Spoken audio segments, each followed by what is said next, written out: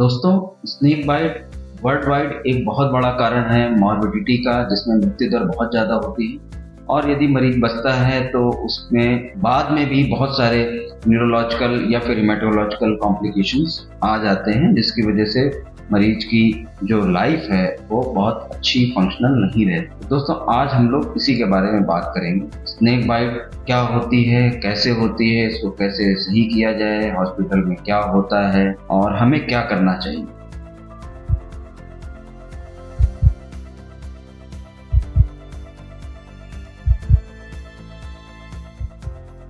दोस्तों नमस्कार, मैं doctor Gyanendra Kumar Gautam, director life saver IC, critical care physician, intensive शाखा। दोस्तों, 2022 में लगभग 2022 में एक स्टडी जो NIH national institute of health US में पब्लिश हुई, जिसमें ये देखा गया कि वर्ल्ड वाइड लगभग 12 लाख से 55 लाख के बीच में स्नेक बाइट्स हुई। और उसमें लगभग इंडिया की यदि हम बात करें तो उसमें 50,000 डेथ हुई स्नेक बाइट से। और इसको कंपेयर करें इस डाटा को US से, तो उसमें केवल 5 डेथ हुई स्नेक बाइट्स। तो ऐसा कारण क्यों हुआ होगा? सबसे पहली चीज तो यहाँ पे हमारे इंडिया के यदि सेटिंग में देखा जाए तो वेनमस स्नेक हाई प्रेवलेंस में हो सकते हैं, ये एक बहुत बड़ा कारण हो सकता है। दूसरा, हेल्थ केयर अप्रोच का प्रॉब्लम हो सकती है कि यदि हेल्थ केयर वहाँ पर है और पेशेंट नहीं जा पा रहा जल्दी, तो ये प्रॉब्लम हो सकती है। या फिर अप्रोप्रिएट हेल्थ केयर वहाँ पे नहीं है, ये कारण हो सकता है इंडिया में बढ़ी हुई मॉर्टेलिटी होने का। तो दोस्तों, हमको ये समझना चाहिए कि स्नेक बाइट के टाइम हमें क्या करना चाहिए और हम कैसे अपने मरीज की जान बचाएं। दोस्तों, पहले तो हम स्नेक बाइट के बारे में कुछ समझते हैं। सबसे पहले तो जब पेशेंट को स्नेक बाइट होती है तो वहाँ पे 2 तरीके की चीज़ें होती हैं। एक तो लोकल बाइट होती है, जहाँ पे स्नेक ने काटा होता है, उसमें डीप तो निशान बन सकते हैं फैंग्स के, या फिर नहीं भी बनते हैं कुछ एक कंडीशंस में।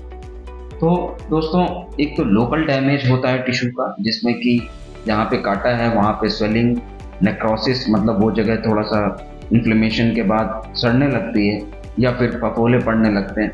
और दूसरी चीज़, इसका सिस्टमिक इन्फेस्टेशन होता है, जिसमें कि जो टॉक्सिन्स होते हैं जो स्नेक बाइट में होते हैं वो ब्लड में मिक्स हो जाते हैं। 2 तरीके के टॉक्सिन्स होते हैं, न्यूरोलॉजिकल टॉक्सिन्स होते हैं और हेमेटोलॉजिकल टॉक्सिन्स होते हैं। तो ईटियोलॉजी जो स्नेक बाइट की सीवियरिटी है वो 2 टॉक्सिन की वजह से, न्यूरोलॉजिकल या हेमेटोलॉजिकल। तो न्यूरोलॉजिकल में मसल पैरालिसिस ये टॉक्सिन्स क्रिएट करते हैं, जिसकी वजह से शरीर में पावर नहीं रह जाती और हाथ पैर चलना बंद हो जाते हैं, सांस लेने में दिक्कत होने लगती है और गले में थूक निकलने में भी दिक्कत होने लगती है और पेशेंट को वेंटिलेटर पर डालना पड़ता है। दूसरा, जो हेमेटोलॉजिकल टॉक्सिन्स होते हैं, जो ब्लड के थक्का जो बनता है, जो मशीनरी है, उसके ऊपर प्लेटलेट एक्टिवेट हो जाते हैं, थक्के बनने लगते हैं और साथ में ब्लीडिंग की टेंडेंसी भी ज़्यादा बढ़ सकती है। तो दोनों चीज़ें एक साथ भी हो सकती हैं और अलग अलग भी हो सकती हैं, मतलब थक्के बनना या और ब्लीडिंग आना, ये दोनों एक साथ भी हो सकती हैं, अलग अलग।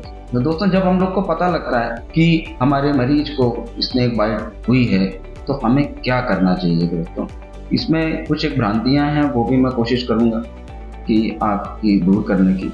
सबसे पहला तो आप ये समझिए, जैसे ही स्नेक बाइट हुई आप घर में इलाज करने की कोशिश एकदम ना करें। तुरंत इसको नज़दीकी हॉस्पिटल में ले जाएं और यदि कोशिश करें तो इसको मल्टी स्पेशलिटी या सुपर स्पेशलिटी हॉस्पिटल में ले करके जाएं, जहाँ पे एंटी स्नेक वेनम मौजूद। दूसरी चीज़ क्या है कि लोग आजकल प्रेशर बैंडेज या टूनिकेट बहुत कस के बांध रखते हैं, जिससे कि उनका ये कहना होता है खून का दौड़ान वहाँ कम हो जाएगा तो जहर कम आएगा। पुरानी स्टडीज जितने भी केसेस हुए उसमें देखा गया है कि जब भी हम ये टूनिकेट या प्रेशर बैंडेज बांधते हैं तो उसके इम्प्रूवमेंट में कोई असर नहीं आता, पेशेंट की कंडीशन वैसी ही बनी रहती है और इवन वर्स हो जाती है। तो इसलिए हमको इस पर बहुत ज़्यादा फोकस नहीं करना चाहिए कि हम टूनिकेट बांध दें। हमारा दिमाग ट्रांसपोर्टेशन पे रहना चाहिए। जो हम लोग मेन चीज़ कर सकते हैं वो ये कर सकते हैं कि जिस लिम्ब में पैर में काटा है या हाथ में काटा है उसको हम थोड़ा सा इमोबिलाइज कर दें, स्टेशनरी बना दें, उसमें मूवमेंट कम से कम हो। और जब मूवमेंट कम होता है तो जो पॉइजन होता है उसका ट्रांसपोर्टेशन या फिर उसकी काइनेटिक्स थोड़ी सी स्लो रहती है और उसकी नेचुरल काइनेटिक्स रहती है। यदि उसका मूवमेंट बहुत ज़्यादा होता है तो बहुत जल्दी जो टॉक्सिन है वो बहुत तेज फैलते हैं। तो मूवमेंट कम करें, स्प्लिंट बांध सकते हैं, मतलब उसको फिक्स कर सकते हैं एक लकड़ी के फट्टे पर या दफ्ती के फट्टे पर, उसमें हल्की पट्टी बांध सकते हैं। दूसरी चीज, कई लोग उसको कट लगा करके वहां पे जहर निकालने की कोशिश करते हैं। इसमें भी थोड़ा समय बर्बाद होता है और इससे मरीज के इम्प्रूवमेंट होने के बहुत कम चांसेस होते हैं। इससे कोई लेना देना नहीं है। तो सारा फोकस ट्रांसपोर्टेशन पे रखना चाहिए और लिम्फ को स्टेशनरी बनाना चाहिए। दोस्तों, जब हम लोग हॉस्पिटल पहुंच जाते हैं, हमारा मरीज हॉस्पिटल पहुंच जाता है, तो क्या होता है, तो वहां पे एंटी स्नेक वेनम एक दवा होती है जो कि सीधे स्नेक वेनम के अगेंस्ट में काम करती है। वो दिए जाते हैं 8 से 10 वायल, सीरियस कंडीशन में तुरंत दिए जाते हैं और आने वाले समय में 5-6 घंटे बाद इनको रिपीट भी किया जा सकता है। तो यदि ये एंटी स्नेक वेनम से यदि ये रिस्पॉन्ड अच्छा कर रहे हैं तो बहुत ज़्यादा टाइम पे समय निकलने के बाद ऐसा होता है कि हमारा मरीज रिवर्ट हो सकता है।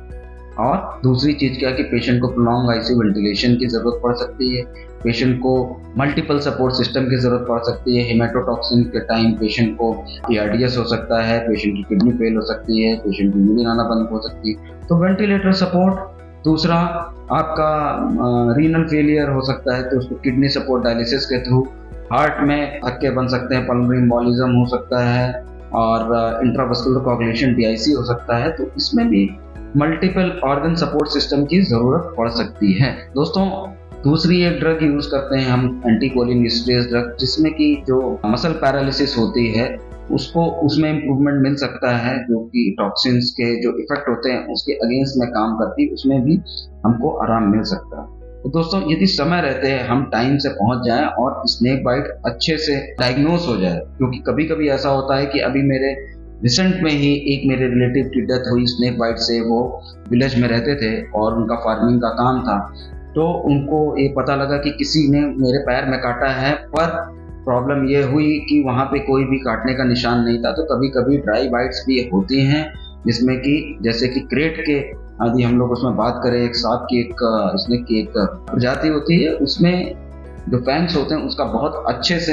इंप्रेशन नहीं आता स्किन में। तो कभी कभी ऐसा भी हो सकता है। तो डायग्नोसिस बनने में देर होती है। यदि डायग्नोसिस बन गई स्नेक बाइट की और अर्ली ट्रीटमेंट स्टार्ट हो गया, एंटी स्नेक वेनम जल्दी लग गया, तो पेशेंट के बचने के बहुत ज़्यादा चांसेस होते हैं। तो दोस्तों, मेरा ये मानना है कि आप लोगों को अपने घर के आसपास ICU, इंटेंसिविस्ट या फिर मल्टी स्पेशलिटी या सुपर स्पेशलिटी हॉस्पिटल हमारा कौन सा है जो कि ये सब इमरजेंसीज अच्छे तरीके से डील कर रहा है, उसके बारे में आपको पता होना चाहिए। मेरा नंबर नीचे फ्लैश कर रहा है, लाइफ सेवर ICU बात कर सकते हैं, व्हाट्सएप में मैसेज के थ्रू बात कर सकते हैं। दोस्तों, समय रहते सचेत रहिए और अर्ली इंटरवेंशन पे फोकस करिए।